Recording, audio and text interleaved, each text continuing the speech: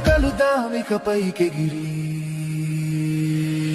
యేసు వస్తున్నాడు సిద్ధమవ్వాలి ఆకాశము చీల్చి మహిమతో దిగి రక్షణ గీతముతో పూల ధ్వనితో సభకై పెళ్లి కుమారుడు